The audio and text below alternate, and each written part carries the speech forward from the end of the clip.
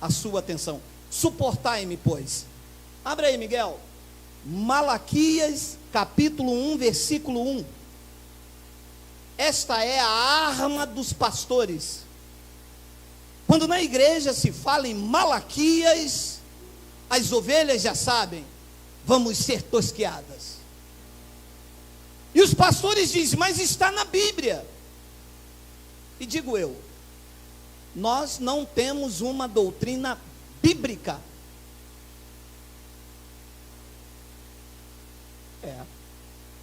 A nossa doutrina não é bíblica. Se fosse bíblica, Malaquias serviria para mim, Levítico serviria para mim, porque Levítico é bíblico. Malaquias não é bíblico, mas não serve para mim. Então a nossa doutrina está nas epístolas de Paulo, de Romanos a Hebreus, que são a revelação da graça de Deus para a igreja gentílica que vive o novo pacto. Então preste atenção, Malaquias capítulo 1, versículo 1. Peso da palavra do Senhor contra a igreja no Brasil, contra a igreja, contra os gentios. Então leia. Peso da palavra do Senhor contra Israel por intermédio de... Então, o livro de Malaquias, que está inserida na lei de Moisés, não se aplica ao povo gentílico. É uma sentença contra o povo de Israel. Quem é de Israel, diga baixinho, aleluia. Então essa carta não se aplica a você. Eu tenho dito como exemplo, se eu escrevo uma carta para minha esposa e digo, minha querida esposa, eu te amo. Esta carta cai no chão e se perde. Você pega. Se aplica a você? Eu estou falando com você? Não. Mas você pode usar e falar, nossa, como que ele tratava muito bem, olha, ele ama. Mas ele não está falando comigo. O conteúdo não se aplica a mim. Porque eu não estou dizendo que amo você. Eu estou dizendo que amo a minha esposa. Esta carta se aplica a ela. Malaquias não se aplica a você. Malaquias não está falando contra você. O profeta não está sendo usado para mim nos dias de hoje. Para os dias de hoje, quem fala comigo é o Espírito Santo, que é o Senhor, que é Deus, que é um só, por intermédio das epístolas de Paulo, para os gentios, que somos nós. Então, o que é que os pastores fazem? Pegam Malaquias 3, versículo 8, 9 e 10, e aplicam na igreja, dizendo, vocês estão roubando o Senhor. Vocês não estão dando o dízimo do Senhor, e eu vou amaldiçoar vocês. Mas esta sentença não é contra a igreja gentílica, porque nós não estamos mais debaixo de maldição. Ele nos libertou da lei, ele nos trouxe agora para a sua graça.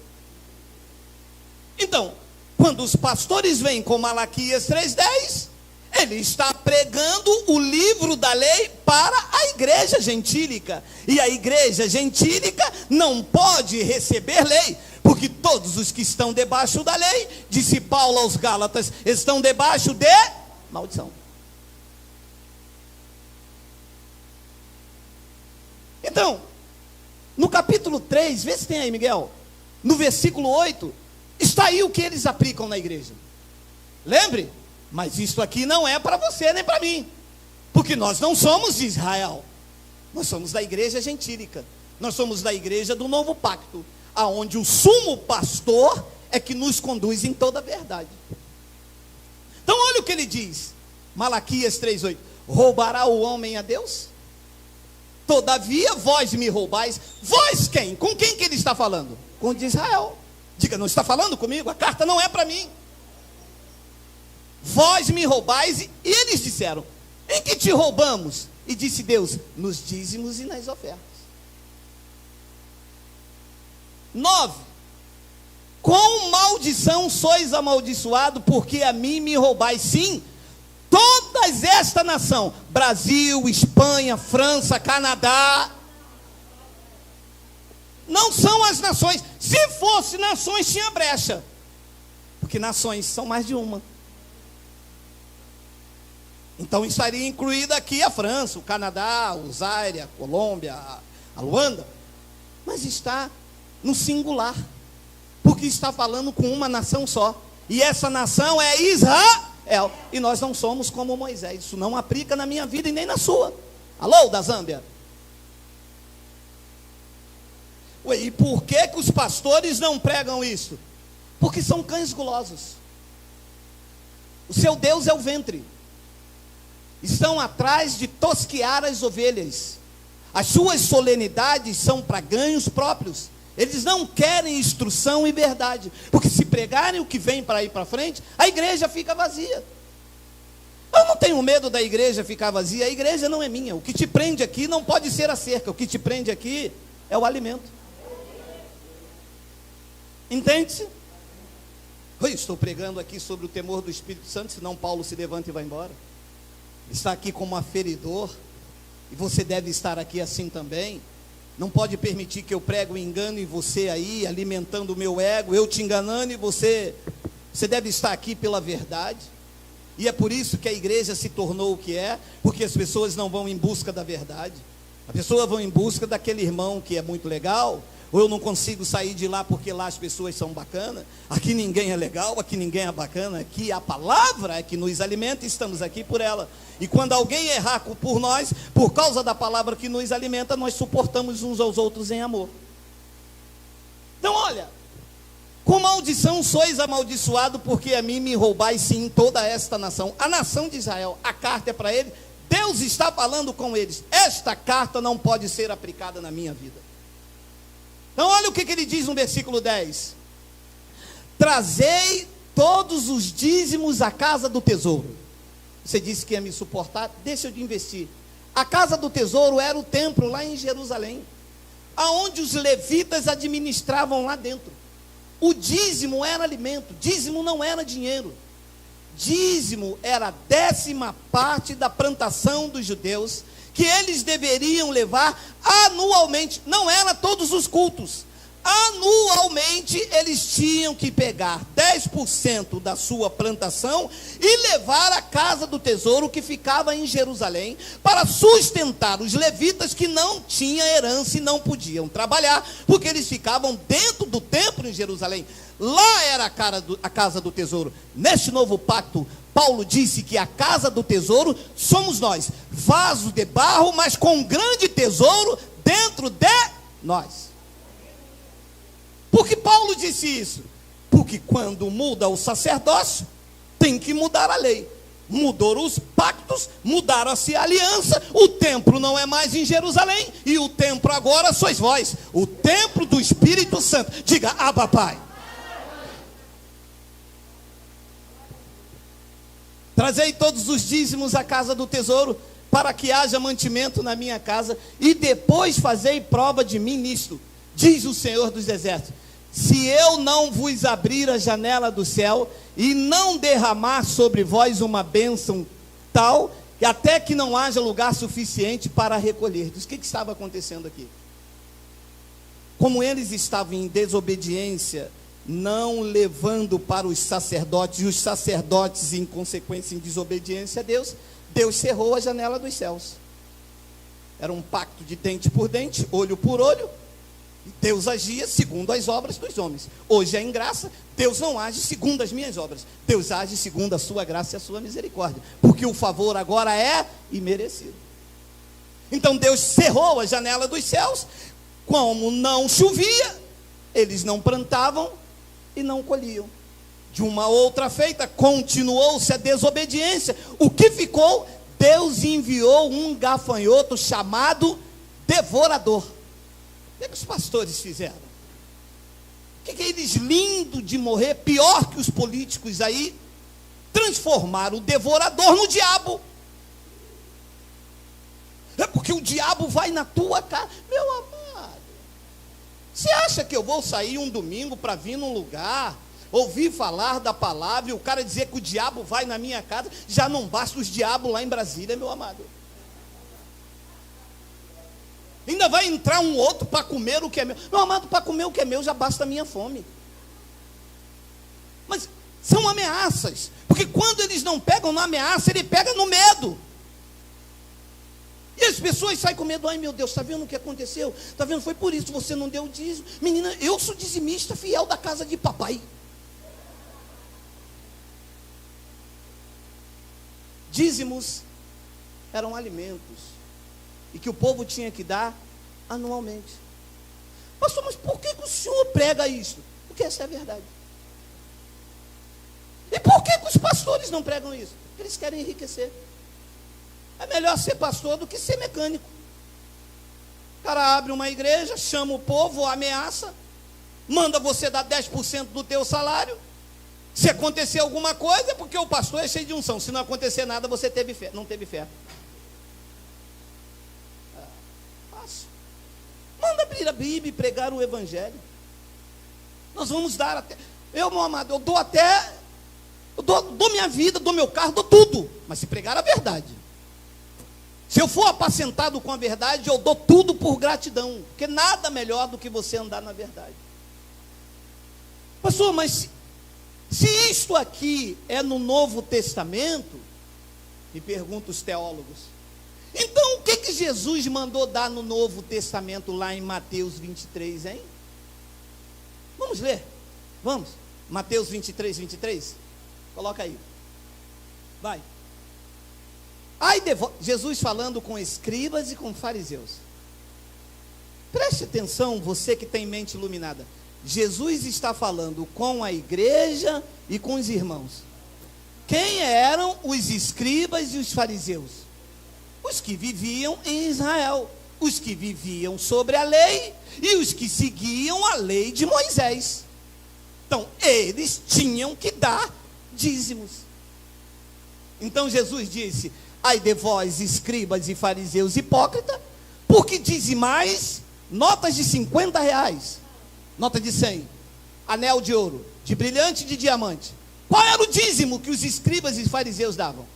Diga lá, olha lá: hortelã, endro e cominho, porque isso era o dízimo. Você vê as ovelhas levando. Quem que é isso aí? Saco de milho. Para quem? Vou levar meu dízimo para a igreja. Você vê? Que dízimo? Não era dinheiro. Dízimo era alimento. Então ele diz: vocês dizimam a hortelã, o endro e o cominho, e desprezais o mais importante da lei. Ah, dízimo era da lei. Ah, e vocês estão desprezando o mais importante da lei: o juízo, a misericórdia, a fé. Deveis, porém, fazer essas coisas, dar o dízimo do endro, e não omitir aquela. Ah, está vendo? Jesus mandou no Novo Testamento os fariseus dar o dízimo. Olha, eu vou te poupar, mas deixe de explicar. Mateus não é Novo Testamento. Ah, não, espera aí. Não, entrei no lugar errado, tá vendo? Você não prega a verdade. Mateus, Marcos, Lucas e João não é Novo Testamento.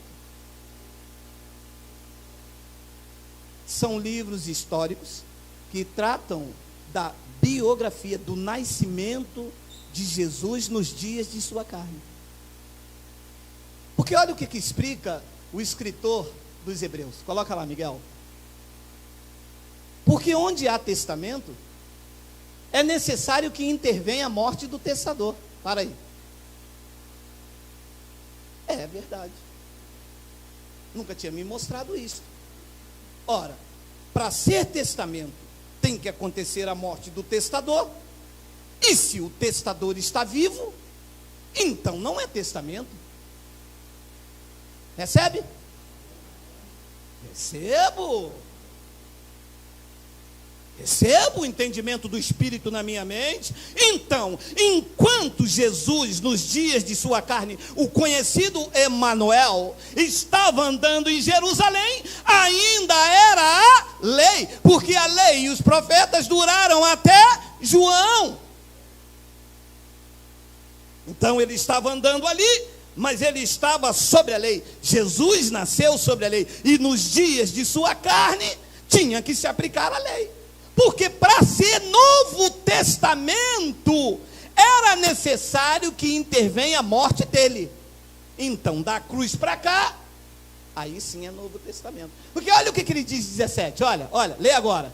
Porque um testamento tem força onde houve morte. Ou terá ele algum valor enquanto o testador vive? Então, enquanto Jesus estava vivo, não tinha Novo Testamento, ainda era velho. Recebe, diga eu recebo. Está aí. Pastor, mas por que isso só tem aqui? Não, isso não tem aqui. Isso está aqui. Não está longe de ti, está na tua boca, está no teu coração. Eles que não pregam. Aí toda a doutrina da igreja está inserida onde? Mateus, Marcos, Lucas. Aqui é novo, vocês não pregam novo. Olha a mulher do fluxo de sangue, desce, Zaqueu. Essas são histórias. Não tem revelação, não tem doutrina.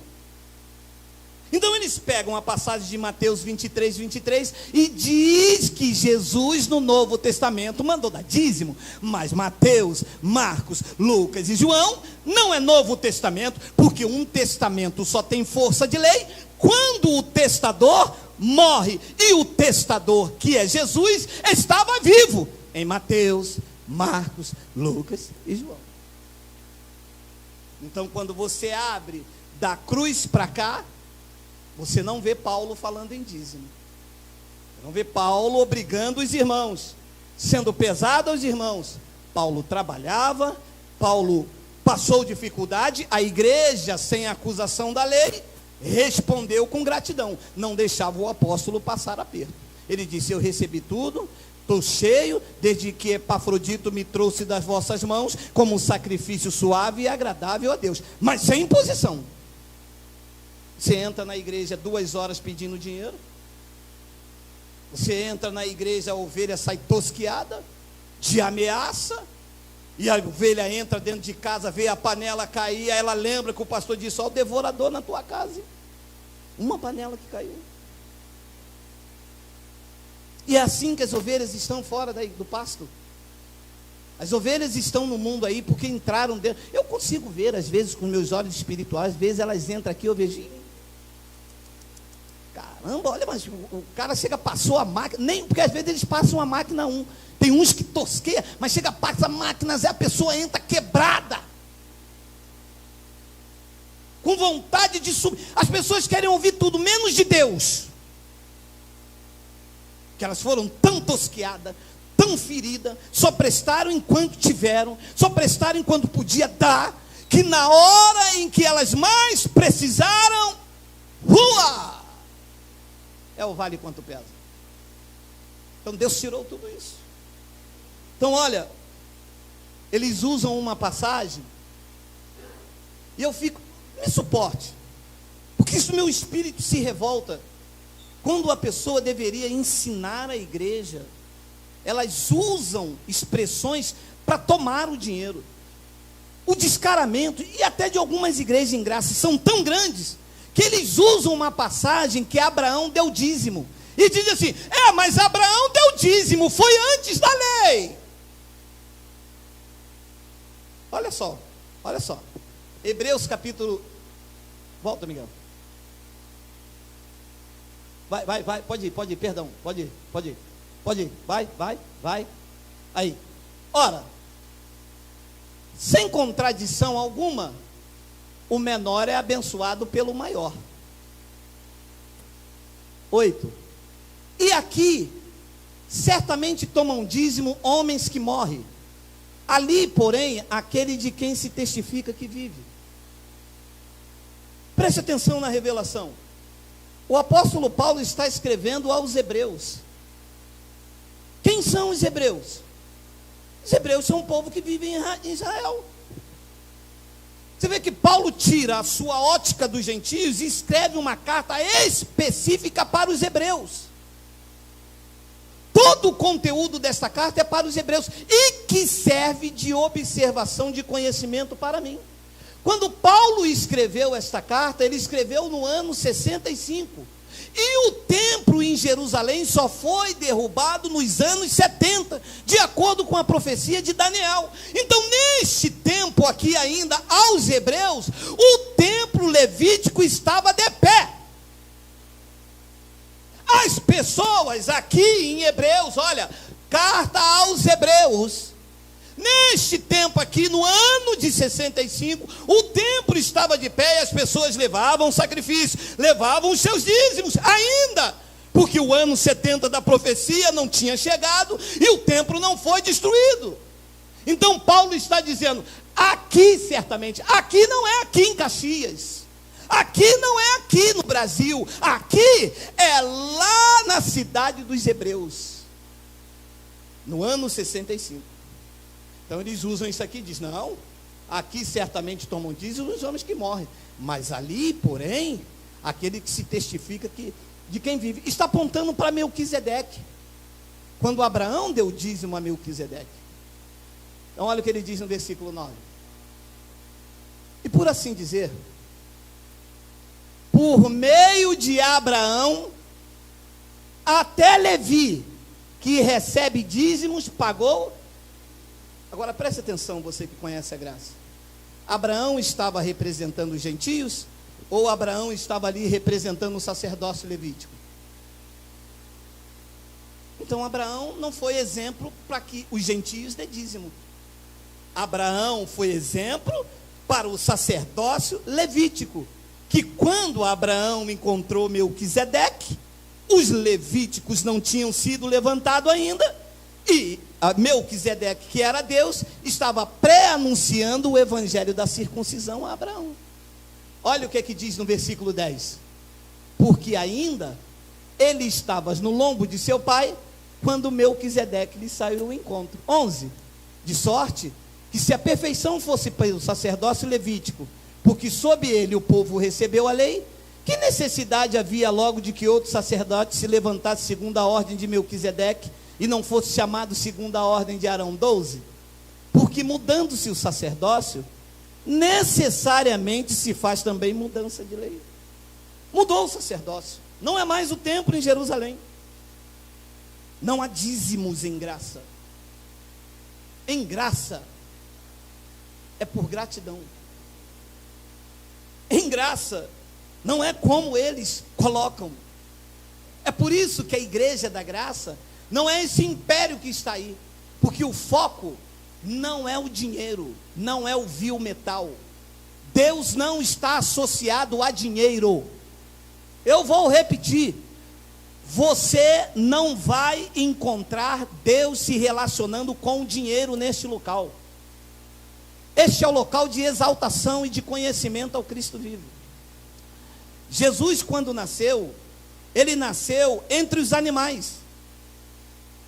Os magos, quando foram procurá-lo, foram até o palácio de Herodes, querendo saber aonde nasceu o rei, o Salvador.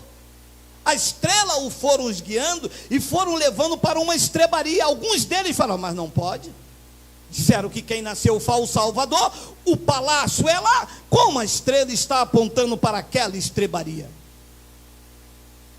O rei do universo resolveu nascer entre os animais e decidiu morrer entre os ladrões. Ele poderia nascer no palácio de Herodes, podia ter sido enterrado na tumba de Faraó, não fez, para que os homens que têm olhos iluminados entendam que a maior riqueza que se pode ter não é o vil metal. Ele não quer que ajunte tesouro nessa terra. O que ele te deu é para o teu aprazimento, para sustentar nas tuas necessidades. Nós não temos ganância financeira, não há teologia da prosperidade. A nossa maior riqueza está viva, sentado no trono do universo, governando todas as coisas pela palavra do seu poder.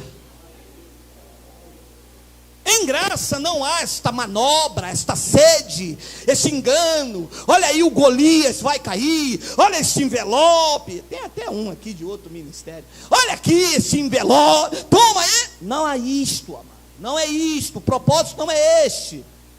O propósito é levar o conhecimento e libertar as vidas cativas, amarradas, ajudar os necessitados, os aflitos.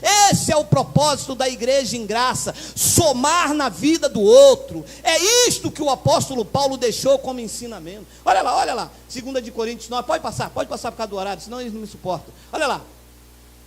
Agora sim, segunda epístola de Paulo aos Coríntios, a igreja gentílica. E digo isto, que o que semeia pouco, pouco também ceifará. E o que semeia em abundância ceifará. 7. Olha, se eles vão pregar isso. Se o pastor vai abrir isso dentro da igreja, se o pastor quer abrir a igreja para ele não trabalhar mais e depois vir aqui, quando alguém perguntar, e o pastor faz o quê? Eu vivo da obra. O senhor vive da obra, mas cadê tua colher de pedreiro? Cadê tua enxada? Cadê tua marreta? Não, eu vivo da obra de papai. Da obra de papai é mole, meu irmão, com o suor das ovelhas, né? As ovelhas não podem comprar um remédio, porque se comprar o remédio está roubando de Deus. A mulher bateu aqui, pastor, eu queria tanto comprar um gás, mas o único dinheiro que eu tinha, eu tive que dar o meu dízimo. Eu falei, minha irmã, a senhora volta lá. Não, mas que se eu for lá, então vamos nós dois. Não, eu falei, então deixa, minha irmã. Jaque, oi, manda o dinheiro para a senhora comprar o gás. Minha irmã, venha na nossa reunião, venha ouvir a verdade. Não deixe de comprar o gás para sustentar esses lobos vorazes, meu irmão. Deixar de comprar um remédio para sustentar pastor de carro zero, pastor com os filhos estudando nas melhores escolas e o povo gemendo dentro da igreja. Vai ver aonde eles estão para pregar um evangelho mentiroso, porque se fosse para pregar a verdade até daria, né? Mas para pregar um evangelho de mentira, 2 horas na quarta, 2 horas no domingo, 2 horas de noite, a ovelha ainda é ameaçada.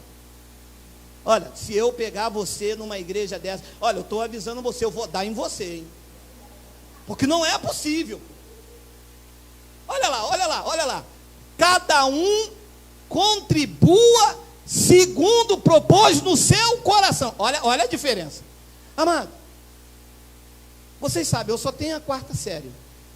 Mas veja bem, contribuir é uma obrigação? Não. É uma coisa voluntária, gente. Ora, eu venho aqui, tem um ar-condicionado, tem uma água, o lugar é legal, o pastor chatinho, mas tem que suportar em amor. Eu estou vendo que eu estou sendo instruído, isto me faz bem, não há ameaças, eu aprendo, os irmãos me acolhem. Bem, esse mês eu não posso dar nada, poxa, apertou lá em casa, eu estou me equilibrando. Pô, mas eu vou ajudar pelo menos a cooperar com uma água, um café, alguma coisa, ninguém me impede, ninguém me cobra nada. Meu amado, isto é uma contribuição. É isto que o apóstolo Paulo ensinou para este momento da igreja. Cada um contribua segundo 10%. Segundo o que o pastor mandou. Não o que está aí dentro do seu coração. Eu tenho pessoas aqui que dão 100%, não, mano. Você não tem noção de pessoas aqui que ganham 2.000 e dão 2.500, vão lá. Não, pastor, porque não pode parar, não pode deixar, precisa ajudar. Porque isso é um espírito de gratidão. Porque isto vale muito mais do que qualquer Bíblia em riste. Porque é tocado pelo Espírito Santo. Se a tua semente não for tocada pelo Espírito Santo, ela não germina. Ela germina quando é o Espírito Santo a tocar. No antigo pacto, o homem tinha que tocar em Jesus, a mulher do fluxo do sangue tinha que tocar em Jesus. Isso é no antigo pacto. No novo pacto, é o Espírito de Cristo que toca em nós. Nós somos tocados, nós somos sensibilizados a ajudar, a fazer, a contribuir. Isso é o Espírito que permeia a igreja em graça. Ele diz, cada um contribua segundo propôs no seu coração. Lá, não com tristeza. Me desculpa, você vai me suportar mais 5 minutos, 10 horas. Olha, meu irmão, eu posso lhe garantir, todos os dizimistas da tal igreja dão dízimo com tristeza.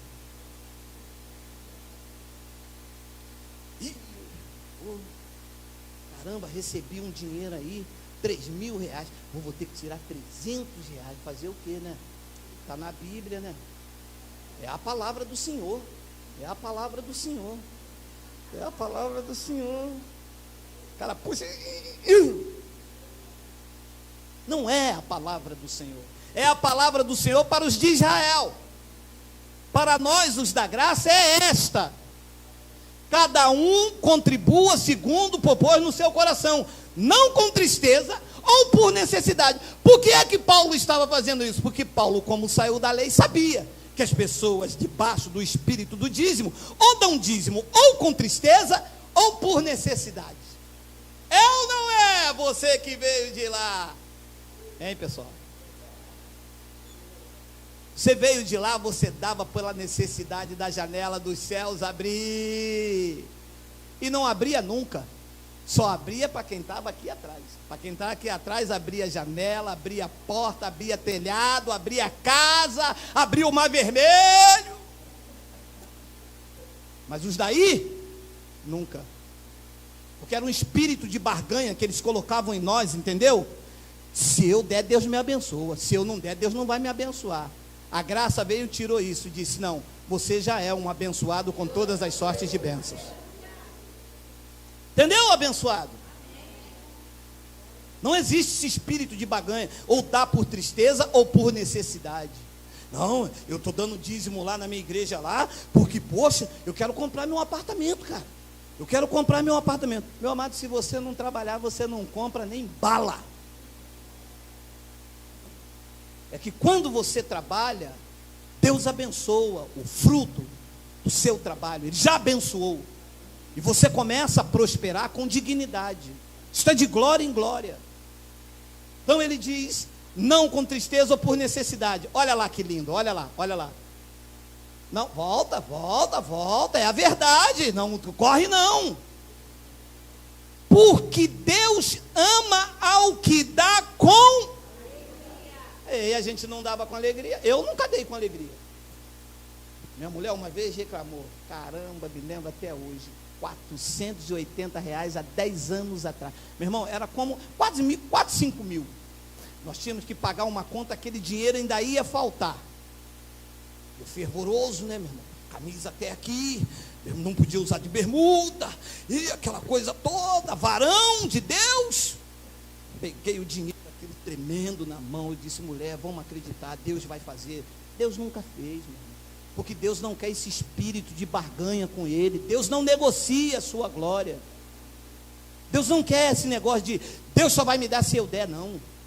Tudo é dele. Meu amado, o ar que você respira, a sua vida, a sua casa, o seu carro, tudo é dele. 100% é dele, meu amado. Deus não precisa do teu dinheiro, meu amado. Deus é rico. Quem precisa do dinheiro somos nós. Você vê que se Deus vai ficar feliz você pegando metade do teu pagamento, dando para Ele. Você acredita nisso?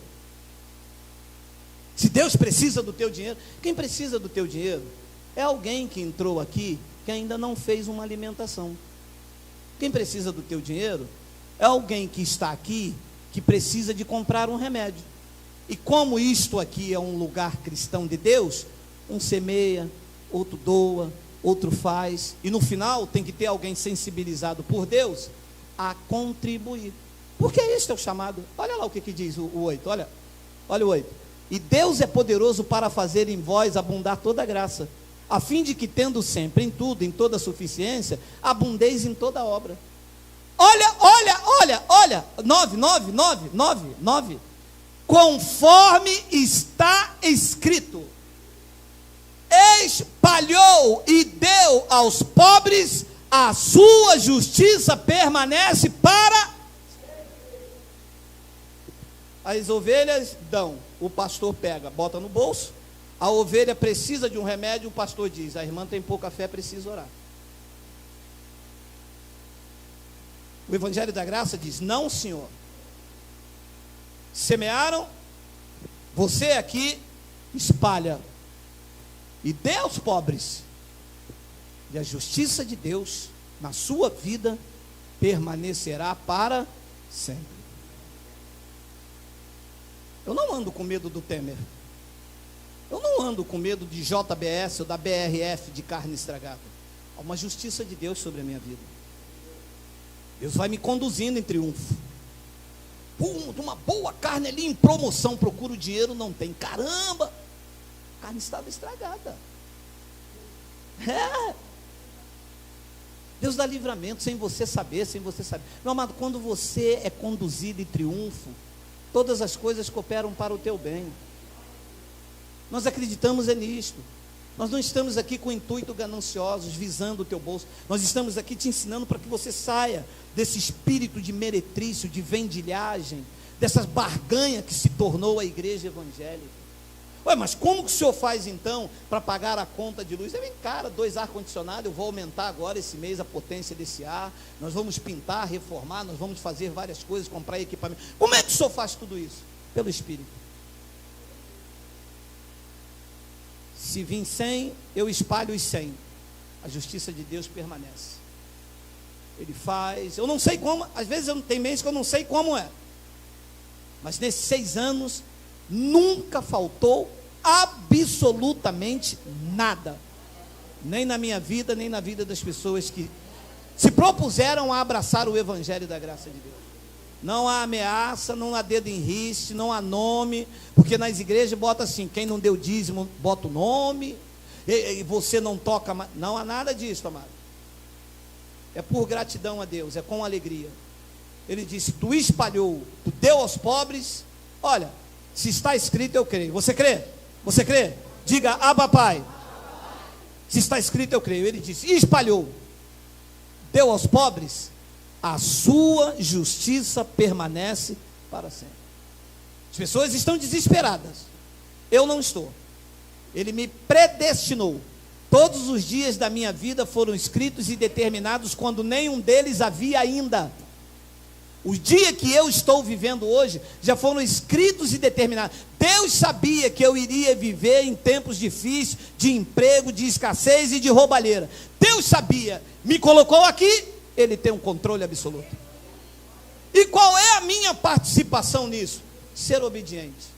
Sou um semeador, não há imposição, ninguém manda em mim, não há nomes aqui escritos para quanto eu tenho a dar. Eu vou semear. Está aqui a minha semente, eu vou semear. O que eu achei que eu posso. É pouco aos olhos de alguns? Pode ser. Aos olhos dos outros pode ser muito? Pode ser também. Aos meus olhos, é o que eu posso fazer. E é a forma que Deus recebe. Porque eu estou fazendo com alegria. Não estou dando por necessidade, em Deus me dá algo. Deixa eu te dizer, me desculpe. Você não entrou aqui, você não veio atrás de bênção. Porque você já é um abençoado. Você não veio atrás de prosperidade, porque você já é próspero. Você não veio atrás de milagre, porque o milagre te acompanhou. Você não veio atrás de cura, porque tu já és curado. Você veio para agradecer. Você veio reconhecendo que sem Deus nós não podemos nada. Vamos dar um lindo aplauso, vamos semear em nome de Jesus. Obrigado os irmãos aí. O lugar é Ruambo, Angola. Um abraço da igreja em Caxias. Vamos semear.